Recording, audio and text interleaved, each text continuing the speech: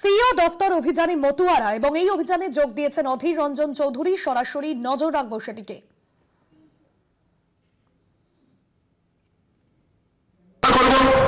BJP বলে আমি দেখবো, কিন্তু তাদের সঙ্গে বিপদে কেউ নেই।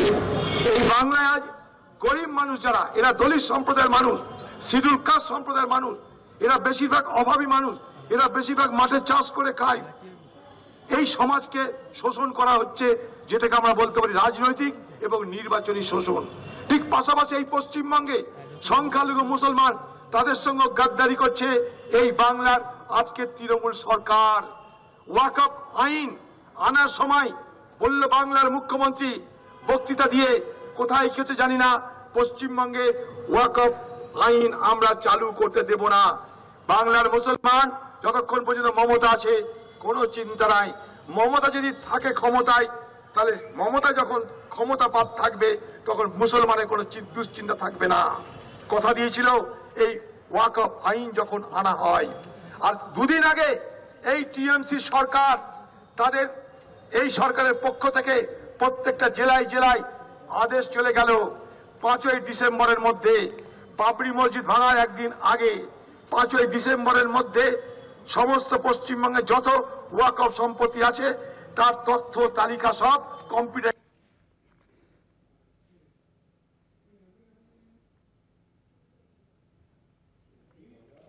সিইও দফতর অভিযানে মতুয়ারা নিঃশর্ত নাগরিকত্বের দাবিতে তাদের এই অভিযান চলছে এবং মিছিলে অধীর রঞ্জন চৌধুরী রয়েছেন। তিনি বেশ কিছুক্ষণ আগে বক্তব্য রাখছিলেন। মুসলমান সমাজের টাকার অভাব হবে না, এতিম বাচ্চাদের পড়াশোনার অভাব হবে না, ইমাম ভাতার দরকার হবে না, আর ইমাম ভাতার নামে মুসলমান সমাজকে খরিদ করে নেওয়ার ষড়যন্ত্র হবে না। আপনারা জানেন সারা ভারতবর্ষে যত ওয়াকফ সম্পত্তি আছে, সব থেকে বেশি ওয়াকফ সম্পত্তি কোথায়? এই পশ্চিমবঙ্গে। জেনে রাখুন, এই পশ্চিমবঙ্গে সারা ভারতবর্ষের সব থেকে বেশি ওয়াকফ সম্পত্তি আছে এই পশ্চিমবঙ্গে, 1,48,253টা। মনে করেন 100 বছর আগে, 150 বছর আগে ধর্মপ্রাণ মুসলমান সম্প্রদায়ের মানুষ ঈদগাহ করার জন্য, কবরস্থান করার জন্য কোন জমি দিয়ে গেছে সমাজকে, কাগজপত্র দেখা দরকার পড়েন তখন। বিশ্বাসে সবকিছু, সমাজ বিশ্বাস করেছে তাই সেটা কবরস্থান, সমাজ বিশ্বাস করেছে তাই সেটা ঈদগাহ। আজকে বলছে না, ওসবে হবে না, কাগজপত্র দিয়ে তোমাকে প্রমাণ করতে হবে এই জমি তুমি সরকারিভাবে আইনিভাবে নিয়েছো। শুধু তাই নয়, উমিদ নামে একটা পোর্টাল চালু করে সেখানে সব ঢোকাতে হবে 5ই ডিসেম্বরের মধ্যে। ক্ষমতা আছে পশ্চিমবঙ্গে, 1,48,253টা ওয়াকফ সম্পত্তি কোথায় আছে তাই সবাই জানে না, তারই কাগজ নেই, সরকার কাছে তার তথ্য আছে কিনা জানি না। আমরা বারবার করে সরকারকে বলেছিলাম শ্বেতপত্র প্রকাশ করে ওয়াকফ সম্পত্তি কোথায় কি আছে তার বিবরণ দাও, দেয়নি সরকার। আজ গোটা মুসলমান সমাজ, আজকে গোটা মুসলমান সমাজ এক অনিশ্চয়তায় ভুগছে। তাদের আল্লাহ তাআলার নামে উৎসর্গ করা সম্পত্তি, ওয়াকফ সম্পত্তি কি? আল্লাহ তাআলার নামে উৎসর্গ করা সম্পত্তি। ওয়াকফ সম্পত্তির মালিক কোন ব্যক্তি নয়, কোন প্রতিষ্ঠান নয়, কোন সরকার নয়। ওয়াকফ সম্পত্তির মালিক সে খোদা তাআলা নিজেই, সেইটার নাম ওয়াকফ সম্পত্তি। আজকে সেইটাকে ডিজিটালাইজ করে দেওয়ার নামে সারা দেশ জুড়ে যে অভিযান শুরু হয়েছে, আমরা আশা করেছিলাম কমসে কম পশ্চিমবঙ্গ সেটাকে রুখে দাঁড়াবে, কারণ পশ্চিমবঙ্গের তৃণমূল সংখ্যালঘু মানুষের ভোটে আজ ক্ষমতায় বসেছে, নবান্নে বসেছে সংখ্যালঘু মানুষের দয়াতে দুয়াতে এই বাংলার মুখ্যমন্ত্রী। আর সে আদেশ করছে তাড়াতাড়ি 5 তারিখের মধ্যে সব জমা করো, সমস্ত ডিজিটাইজ করতে হবে।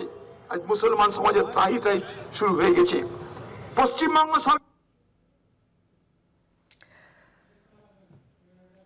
নিঃশর্ত নাগরিকত্বের দাবিতে প্রতিবাদ মতুয়াদের। সিইও দফতর অভিযানে মতুয়ারা রয়েছেন অধীর রঞ্জন চৌধুরী। নাগরিকত্বের দাবিতেই তাদের এর আগে অনশন কর্মসূচি চলেছিল, এবার সিইও দফতরের সামনে মিছিল। অরিত্র ঘোষ রয়েছেন ফোন লাইনে। অরিত্র, নিঃশর্ত নাগরিকত্বের দাবিতেই মিছিল, প্রতিবাদ, অধীর রঞ্জন চৌধুরী রয়েছেন, ঠিক কি কর্মসূচি এবং এই মিছিল থেকে কি বার্তা দেবেন তারা, কারণ তাদের অনেকেই আতঙ্কিত? এই বিষয় তরফ থেকে প্রতিনিধি দল তারা আজকে কলেজ স্কোয়ার থেকে মুখ্য নির্বাচনী আধিকারিক দপ্তর অভিযান মিছিল এসে পৌঁছেছে বেন্টিং স্ট্রিট এবং ডিসি এখানে পুলিশের তরফ থেকে মিছিল এই যেখানে সেখান থেকে অধীর রঞ্জন চৌধুরী মূলত তারা যথেষ্ট কাটিয়ে যাতে তারা থাকতে পাবেন তাদের মধ্যে এরকম নাম বাদ না যায় যে ভোটার তালিকা মান্যতা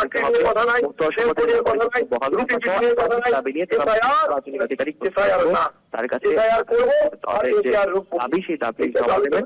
তবে ইতিমধ্যে যেহেতু ইলেকশন কমিশনের অফিসে পৌঁছতে তারা পারেননি এই বেন্টিং চলে সেখানেই তারা জমায়েত করে চৌধুরী প্রতিনিধি দল তারা যাবেন সেখানে গিয়ে তারা সেই জমা দেবেন। একদমই ধন্যবাদ অরিত্র।